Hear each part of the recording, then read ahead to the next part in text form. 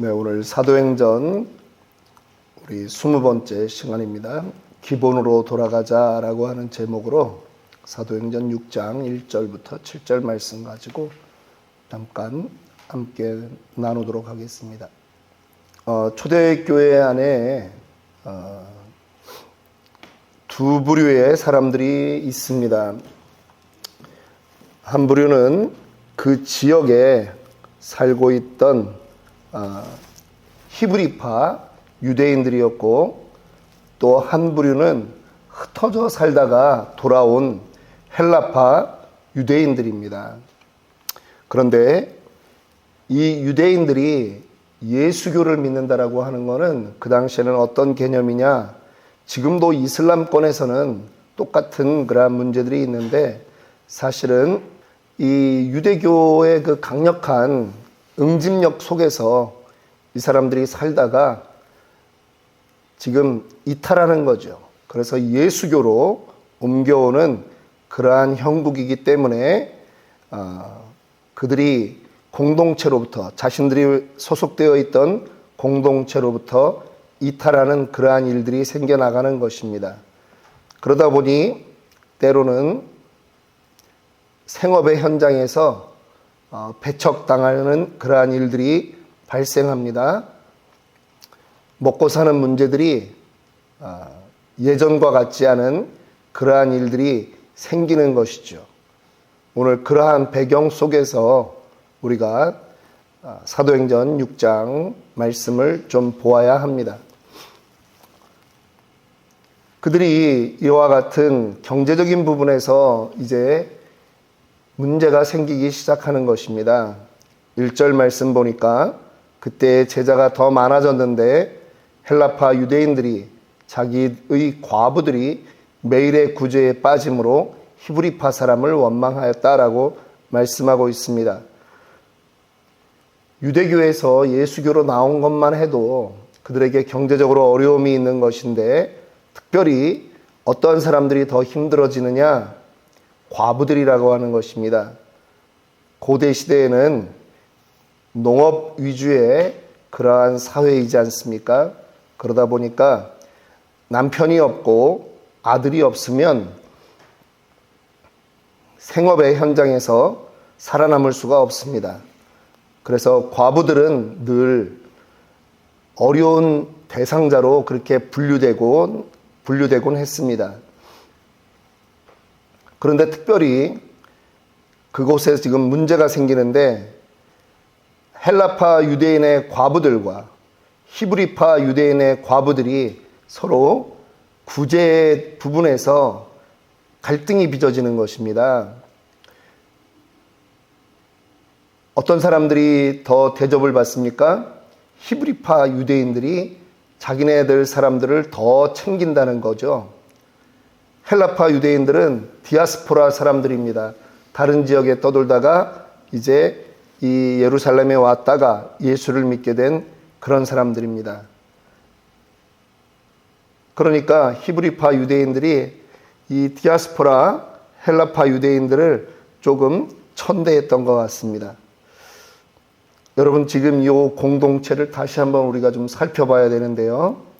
이 사람들이 지금 어떤 사람들이었는지 생각해 봐야 되는 것입니다.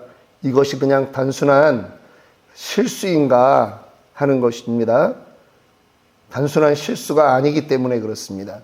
지금 이 히브리파 유대인들이 헬라파 유대인들보다요, 자기네 사람을 더 많이 챙겼고 자기들이 더 주도권을 가지려고 했다라고 하는 것입니다. 욕심이 작동한 것입니다. 이 공동체는 성령 충만한 공동체였습니다. 그렇죠? 마가의 다락방에 성령의 임재를 경험했던 그러한 사람들이었습니다. 하루에 3,000명씩 회개하는 그러한 역사를 경험하고 만들어졌던 그런 뜨거운 시대의 사람들입니다. 베드로의 설교에 솔로몬 행각에서 5,000명이 회개하고 모여들었던 그러한 사람들입니다. 날마다 때를 얻든지 못 얻든지 예수가 그리스도라고 가르치기와 전도하기를 힘써서 했던 그러한 사람들의 공동체입니다. 그런데 이곳에도 지금 불평등이 있다라고 하는 것입니다. 2장 말미에서 우리는 이 바나바가 땅을 팔아가지고 이 공동체에다가 물질을 바쳤던 그러한 것들을 보았습니다. 인류 최초로 어떤 의미에서는 무소유 공동체가 그들 안에서 만들어졌던 것 아니겠습니까? 그런 공동체에서 지금 분열이 일어나고 있는 것입니다. 서로 네 편 내 편 돌보는 그러한 마음이 달랐다라고 하는 것이죠. 우리는요, 하나님의 자녀일지라도 늘 어떠한 훈련을 해야 되느냐? 나의 정욕과 탐심을 십자가에 못 박지 않으면 옛사람의 습성으로 돌아갈 수밖에 없다라고 하는 것을 인정해야 되는 것입니다. 갈라디아서 5장 24절 말씀합니다. 그리스도 예수의 사람은 육체와 함께 그 정욕과 탐심을 십자가에 못 박았느니라. 날마다 우리의 삶이 나의 정욕과 탐심을 십자가에 못 박는 그러한 생활이 되어져야 된다라고 하는 것입니다. 잠시 눈을 돌리고 잠시 내가 어느 정도 무엇인가 되었나 생각하는 순간 이 정욕과 탐심이 나는 물론이요 우리의 공동체에 들어올 수 있다라고 하는 것입니다. 초대교회에 이 아름다운 그 전통이 있던 그 교회에 이러한 문제가 발생했다면 오늘날 우리의 교회에서 이러한 문제가 생길 수 있다라고 하는 것은 우리가 보지 않아도 상상할 수 있는 것입니다. 어느 날 스펄전 목사님에게 젊은 청년이 한 명 찾아왔습니다. 그리고 목사님에게 이런 부탁을 합니다. 목사님, 신앙생활을 잘하고 싶습니다. 그런데 제가 교회를 다녀보니까 교회마다 문제들이 너무 많습니다. 저에게 문제가 일어나지 않는 교회를 좀 소개해 주십시오 하고 스펄전 목사님에게 그렇게 부탁을 했답니다. 그랬더니 목사님이 이렇게 대답합니다. 여보게 젊은이, 자네가 돌아다니다가 그런 교회를 찾거든 꼭 나한테 연락해 주게. 나도 그 교회 가서 목회하고 싶네. 그랬답니다. 그런데 그 다음에 거기서 말이 끝나는 게 아니라 스펄전 목사님이 한마디 더 했답니다. 그런데 만약 그런 교회를 찾는다면 자네는 절대 그 교회를 가지 말게. 자네가 그 교회 가는 순간 그 교회는 다시 문제가 생길 거네. 여러분, 이 땅에 지상교회는 완전하지 않습니다. 지상교회에 우리가 실망할 수 있는 요소들은 너무나도 많습니다. 그래서 우리가 그 신앙생활을 할 때 그런 얘기 하지 않습니까?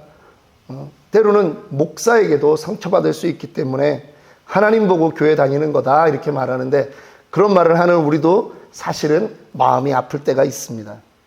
오늘 교회 안에 이러한 문제가 생겼을 때 사도들은 어떻게 이 일을 해결했는가? 2절 말씀 보겠습니다. 12사도가 모든 제자를 불러 이르되 우리가 하나님의 말씀을 제쳐놓고 접대를 일삼는 것이 마땅하지 아니하니. 사도들이요 지금 대책을 내놓습니다. 어떻게 대처합니까? 구제를 공평하게 집행하지 못한 것을 누구의 책임이다. 그 사람 불러와라. 그렇게 얘기하는 것이 아닙니다. 때로는 야, 범사에 감사해야지. 그런 문제는 있을 수 있는 거야. 그렇게 하고 덮고 넘어가는 것이 아닙니다. 먼저 사도들이 잘못을 시인합니다. 우리가 잘못했다라고 하는 것입니다. 우리가 말씀을 제쳐놓고 접대를 일삼는 것이 옳지 않았다라는 것이죠. 교회의 문제는 누구에게 있습니까? 교회의 문제는 다 목사의 문제입니다. 가정의 문제는 부모의 문제고 사업장의 문제는 오너의 문제입니다. 그래서 문제가 생기면 누가 먼저 인정해야 됩니까? 리더가 먼저 인정해야 되는 것입니다. 인정하는 사람이 리더입니다. 문제 앞에서 잘못을 깨닫는 은혜가 있어야 되는 것입니다. 사도들이 먼저는 자신들의 잘못을 인정했습니다. 그리고 해결 방안을 내놓습니다. 3절 4절 봅니다. 형제들아 너희 가운데서 성령과 지혜가 충만하여 칭찬받는 사람 7을 택하라. 우리가 이 일을 그들에게 맡기고 우리는 오로지 기도하는 일과 말씀 사역에 힘쓰리라 하니. 첫째는 구제 사역을 성령과 지혜가 충만하여 칭찬받는 사람들에게 맡기겠다 이렇게 말씀하고 있습니다. 여러분, 교회 안에 일꾼을 이제 우리 교회도 시간이 가면 일꾼들을 세우게 되겠습니다만 일꾼을 세우는 기준이 필요한 것입니다. 첫째로는 사람들에게 칭찬을 받아야 합니다. 그런데 칭찬받는 근거가 더 중요한 것이죠. 칭찬받는 이유가 무엇입니까? 그 사람이 사회적으로 지위가 높으니까, 그 사람이 헌금을 많이 내니까, 그 사람이 학벌이 좋으니까, 혹은 외모가 출중해서 칭찬받는 것이 아니라 성령과 지혜가 충만해야 하는 것입니다. 성령 충만, 그것이 무엇이죠? 성령의 지배를 받는 것입니다. 성령에 순종하는 것입니다. 그리고 또 교회의 일꾼을 뽑는 그러한 기준에 무엇을 말합니까? 지혜가 충만한 사람이라고 하는 말을 했습니다. 지혜는 헬라어로 소피아라고 하죠. 이거는 도덕적인 자질을 가리킬 때 사용되는 말이기도 하지만 어떤 일 처리의 능력도 말합니다. 교회의 직분자는요, 교회의 일꾼은 두 가지를 다 가지고 있어야 합니다. 성령의 충만, 그리고 일에 대한 능력이 있어야 된다라고 하는 것입니다. 영적인 부분만 강조해도 문제가 있고 우리의 육적인 부분만 강조해도 문제가 있는 것입니다. 두 가지를 다 겸비해야 된다라고 하는 것입니다. 교회의 직분은 감투가 아닙니다. 교회는 이 직분이라고 하는 것은 섬기기 위한 그러한 은사인 거죠. 어제도 회사에서 이렇게 점심을 먹게 됐는데 저희 사장님이 그러더라고요. 조 목사님네 교회는 집사를 어떻게 세웁니까? 제가 대답을 안 하고 있었죠. 우리 교회는 제가 이제 직접 안수 집사를 세운 적이 없으니까. 그랬더니 이제 이분이 하시고 싶은 얘기가 있는 거예요. 왜요? 그랬더니 오랜만에 친구를 만났는데 골프를 같이 치는데 그러더라는 거죠. 나 집사 됐다 이러더래요. 그래가지고 그러냐. 자기는 이제 교회를 안 다니니까. 근데 얼마 들었는지 아느냐 그러더래요. 그래가지고 얼마 들었는데 그랬더니 1,000,000원 내고 집사 됐다 그러더래요. 네, 여러분이 지금 세상이 이렇게 예수 안 믿는 사람들에게 교회 정치가 조롱거리가 되어 있습니다. 그래서 제가 그냥 그런 얘기를 했어요. 그분이 그냥 감사해서 헌금을 1,000,000원 하셨겠죠. 그랬더니 자기가 정확히 물어봤다는 거예요. 그냥 또 거기서 지지 않고 우리 사장도 물어봤는데 먼저 냈다는 거예요. 여러분, 먼저 내고 집사를 받으면 뇌물입니다. 집사나 장로가 되고 감사해서 헌금을 하면 감사헌금이지만 내고서 안수를 받으면 뇌물이죠. 교회가 매관매직하는 거죠. 지금 오늘 사도행전 6장에 교회에 직분자를 세우는 그러한 내용들을 말을 하고 있습니다. 그런데 더 중요한 것이 있습니다.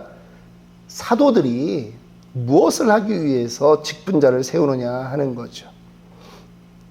사도들은 4절 말씀입니다.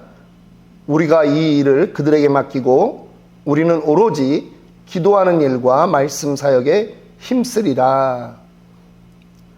사도들이 지금 자신들의 본분, 지금 문제가 생겼을 때 자신들은 무엇을 해야 되겠다라고 결심하느냐 하면 지금 본질적인 일을 자신들은 해야 되겠다라고 하는 것입니다. 기본으로 돌아가자. 그것이 사도들의 결정인 것입니다. 그동안은 신이 났습니다. 성도들이 나가서 복음 전할 때마다 성도들이 늘어나는 겁니다. 침례를 주고 데리고 와서 또 말씀을 가르칩니다. 전도를 함께 나갑니다. 그러다 보면서 구제도 같이 합니다. 너무 재밌습니다. 여러분 구제사역도 해보면요 얼마나 재밌는지 모릅니다. 일에 보람이 느껴집니다. 그러니까 내려놓기가 쉽지 않은 거예요. 그런데 우선순위를 놓쳤다라고 하는 그러한 판단이 생긴 것입니다. 기도와 말씀을 우리는 전념해야 되는데 지금 우리가 이거를 놓쳤구나. 기본으로 돌아가자. 기본으로 돌아가자. 우리 신앙인들의 삶에 우리도 늘 기본으로 돌아가는 것을 생각해야 되고 실천해야 됩니다. 신앙도 기본기가 필요한 것입니다. 세상 일이 아무리 바빠도 기도하지 않고 말씀을 가까이 하지 않으면 잘못하고 있는 것입니다. 세상 일이 아무리 잘 돼도 교회와 멀어지고 있으면 그거는 잘 되는 것이 아닙니다. 특별히 목회자들이 요즘은 강단에서 그런 말들을 잘 못하더라고요. 성도들이 상처받을까봐 가뜩이나 안 나오는 사람 또 그런 말 듣고 또 안 나올까봐 제대로 못하는데 아니 말씀에 있으면 있는 거를 선포해야죠. 말씀 우선으로 살아야 되는 것입니다. 제가 우리 교회에 이 현수막을 하나 걸어놓고 성도들의 신앙생활 8가지를 제가 늘 보도록 하는 이유가 있습니다. 때로는 잊을 수 있거든요. 날마다 말씀 묵상과 순종, 간절한 찬양과 기도, 십자가 사랑의 사귐, 주일 성수와 뜨거운 예배, 감사한 11조, 믿음의 말과 축복 선포, 땅끝까지 복음 전파, 주를 기다리는 절대 경건. 이것만 중요한 것은 아닐 것입니다. 그러나 그래도 우리 교회 성도들이라면 이것은 늘 생각해야 된다라고 하는 것입니다. 아무리 바빠도 기본을 놓치면 모든 것을 잃는다라고 하는 것을 알아야 합니다. 사도들은 교회의 문제가 지금 구제에서 벌어진 문제를 무엇으로 해석하느냐? 우리가 기도와 말씀 사역을 소홀히 한 데서 비롯되었다라고 하는 것을 깨달았다라고 하는 것입니다. 그래서 사도는 자기들 본연의 일에 집중하기로 결단한 것입니다. 기도와 말씀 사역이라는 것이죠. 교회도 다른 방향으로 갈 때가 있습니다. 잠깐 우리가 본질에서 본질에 집중하지 않으면 교회도 다른 것으로 시선을 돌리고 그 일이 재밌어서 갈 수 있다라고 하는 것입니다. 그런데 늘 생각해야 됩니다. 교회의 기본이 무엇이냐? 왜 예수님께서 승천하시면서 이 땅에 교회를 남겨두셨는가? 영혼 구원이에요. 영혼 구원. 영혼 구원에 우리가 그 본질에서 벗어나면 교회는 아무리 사람이 많이 모여 있어도 그 교회로 끝날 수밖에 없는 것입니다. 교회는 생명체입니다. 생명체라고 하는 것은 무슨 의미냐면 교회는 죽는다라고 하는 거예요. 교회가 영원 무궁히 가지 않습니다. 교회는 가다가 죽게 되어 있어요. 그런데 사람의 인생하고 똑같거든요. 그런데 죽기 전에 얼마나 많은 영향을 남겨놓느냐. 예를 들면 지교회를 남겨놓고 교회는 그 영향을 이 땅에 뿌려놓고 가야 되는 거예요. 그런데 그 중에 가장 중요한 것은 영혼을 구원하고 가야 된다라고 하는 것입니다. 유럽의 교회들 우리가 다 보지 않았습니까? 유럽의 교회들이 문을 닫고 있습니다. 죽었습니다. 그런데 그걸 보면 오늘 우리는 이 말씀이 뭔 말씀인지를 깨닫는 거죠. 아, 기본으로 돌아가야 되겠구나. 여러분 혹시 제가 목사인데 딴짓을 하면 여러분들이 말씀을 해주셔야 됩니다. 저도 제가 좋아하는 일들이 있으니까 좋아하는 거에 빠질 수가 있는데 혹시라도 영혼 구원과 기도와 말씀에 게을러진다라고 보여지면 언제든지 말씀하셔야 됩니다. 그게 제가 사는 길이고 교회가 사는 길이고 성도 여러분들이 사는 길입니다.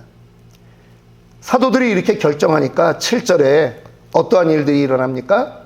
하나님의 말씀이 점점 왕성하여 예루살렘에 있는 제자의 수가 더 심히 많아지고 허다한 제사장의 무리도 이 도에 복종하니라. 한마디로 더 큰 부흥이 일어났다라고 하는 것입니다. 요즘은 우리 교회도 지난주에는 이제 처음으로 저희가 개척하면서부터 계속 선교사님들을 후원하는 그러한 일들을 하다가 뭐 지금도 그렇게 그 일은 계속 하지만 실제로 이제 우리 성도들 5분들이 멕시코 내려가서 사역을 하고 돌아왔습니다. 그런데 간혹 교회들이 선교를 혹은 구제를 부흥의 방법으로 생각합니다. 선교하면 부흥된다. 이러한 공식으로 선교하려고 해요. 여러분, 이 다 좋은 단어는 다 들어갔는데 선교도 있고 부흥도 있고 구제도 있고 좋은 단어는 다 들어갔는데 순서가 뒤바뀐 것 같지 않습니까? 선교는 우리가 해야 되는 거예요. 당연히 해야 되는 거예요. 그런데 부흥을 위해서 선교하면 전도가 본말이 전도됐다라고 하는 거죠. 제 말이 뒤집힌 것처럼. 말이 안 맞는 거예요. 그래서 선교나 구제가 부흥의 도구가 아니라 이제 교회들이 본질에 집중하면 그러한 일들은 자연히 되어지게 되어 있다라고 하는 것을 우리가 알아야 됩니다. 오늘 우리는 6장에서 교회의 방향성을 다시 한번 재점검하는 그러한 사도들의 모습을 봅니다. 성령의 은혜인 것이죠. 교회가 무엇인가? 오늘 21세기의 우리의 교회에게도 오늘 초대교회가 말씀하고 있는 것입니다. 오늘 토요일입니다. 저희가 기도해야 되는데 먼저는 하나님 우리 교회가 정말 기본으로 돌아가고 바른 교회, 하나님이 원하는 영혼 구원하는 교회가 되기를 원합니다. 우리 이렇게 기도하기를 먼저는 제목을 드리고, 두 번째는 우리가 믿지 않는 가족들, 그리고 주변에 믿지 않는 친구들을 위해서 기도하기 원합니다. 이것이 우리의 사명입니다. 그리고 세 번째로 우리의 주변에 연약한 지체들, 육신적으로 연약하고 또 우리 믿음이 연약한 지체들을 위해서 기도해 주시고요. 마지막으로는 내일 우리의 예배 가운데 성령의 역사가 경험되어지는 그러한 예배 되게 하여 주옵소서. 찬양과 기도와 말씀 가운데 하나님의 은혜를 체험하는 그러한 예배 되게 하여 주옵소서. 우리 그러한 제목으로 기도하실 때 주여 칠창하고 함께 기도하도록 하겠습니다.